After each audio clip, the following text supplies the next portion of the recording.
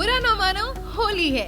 ये महज एक शब्द नहीं बल्कि युगों युगों से चली आ रही एक ऐसी हकीकत है जिससे रूबरू लोग होते आ रहे हैं। इस दिन लोग किसी की बात का बुरा नहीं मानते। प्राचीन युग से चली आ रही फगुआ गायन की परंपरा अब भी देश के ग्रामीण अंचलों में देखने को मिलती है।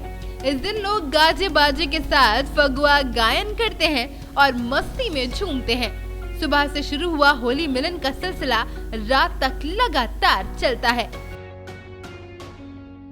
देश भर में कई जगह की होली काफी विख्यात है, जैसे बनारस में मसाने की होली, वृंदावन में लट्ठमार होली काफी प्रचलित है। ये होली कब से मनाई जा रही है, आइए डालते हैं इसकी ऐतिहासिकता पर एक नजर। होली के पर्व से अनेक कहानियां जुड़ी हैं। इनमें से सबसे प्रसिद्ध कहानी है प्रहलाद की। माना जाता है कि प्राचीन काल में हिरण्यकश्यप नाम का एक अत्यंत बलशाली असुर था। अपने बल के अहंकार से वो स्वयं को ही ईश्वर मानने लगा था। उसने अपने राज्य में ईश्वर का नाम लेने पर ही पाबंदी लगा दी थी।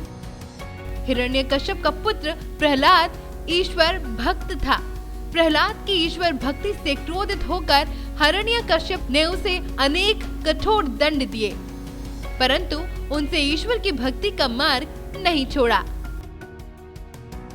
इसके अलावा हिरण्यकश्यप की बहन होलिका को वरदान प्राप्त था कि वो आग में भस्म नहीं हो सकती।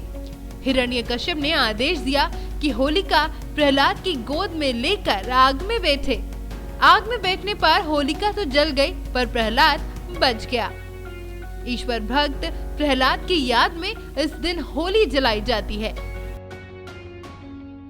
प्रतीक रूप से ये भी माना जाता है कि प्रहलाद का अर्थ आनंद होता है और उत्पीड़न के प्रतीक होलिका जलती है, प्रेम और उल्लास का आनंद होता है। इसके अलावा होली के पर्व की तरह इसकी परंपराएं भी अत्यंत प्राचीन है और इसका स्वरूप और उद्देश्य समय के साथ बदलता रहता है।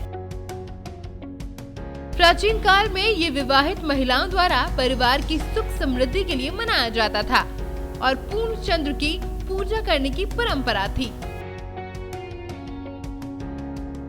वैदिक काल में इस पर्व को नवत्रैष्टि यज्ञ कहा जाता है।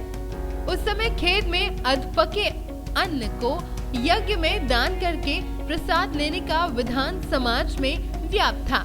अन्न को होला कहते हैं, इसी से इसका नाम होलिकोत्सव पड़ा।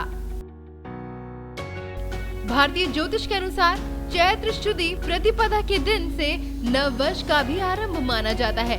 इस उत्सव के बाद ही चैत्र महीने का आरंभ होता है। अतः ये पर्व नव संवत का आरंभ तथा वसंतागमन का प्रतीक भी है। इसी दिन प्रथम पुरुष मनु का जन्म हुआ था, इस कारण इसे मनवादी तिथि भी कहते हैं।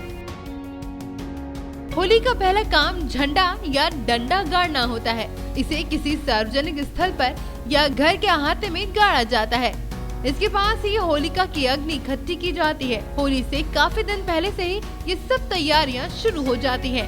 पर्व का पहला दिन होलिका दहन का दिन कहलाता है।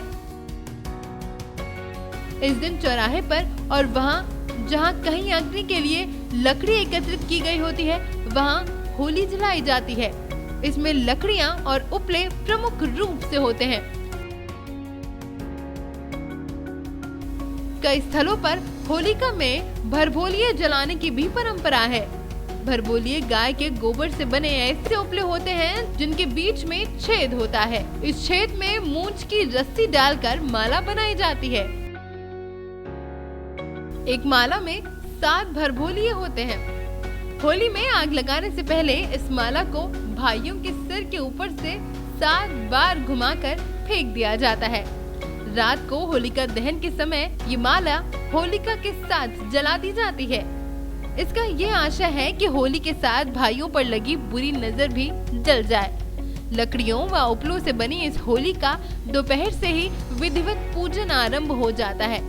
घरों में बने पकवानों का यहाँ भोग लगाया जाता है। दिन ढलने पर ज्योतिषियों द्वारा निकाले मुहूर्त पर होली का दहन किया जाता है। इस आग में नई फसल की गेहूं की बालियां और चने के होले को भी भूना जाता है। होलिका दहन समाज की समस्त बुराइयों के अंत का प्रतीक है। ये बुराइयों पर अच्छाइयों की विजय का सूचक है। गांव के लोग देर रात तक होली के गीत गाते हैं और नाचते हैं। अगर इस बार की होली की बात करें तो प्रदेश में भगवा होली का खुमार लोगों पर चढ़ा हुआ है। इसकी वजह है कि भाजपा में सत्ता की वापसी फिर से आ गई है। ऐसे में देश में होली की एक और प्रथा प्रचलित हो गई, जिसका नाम है भगवा होली।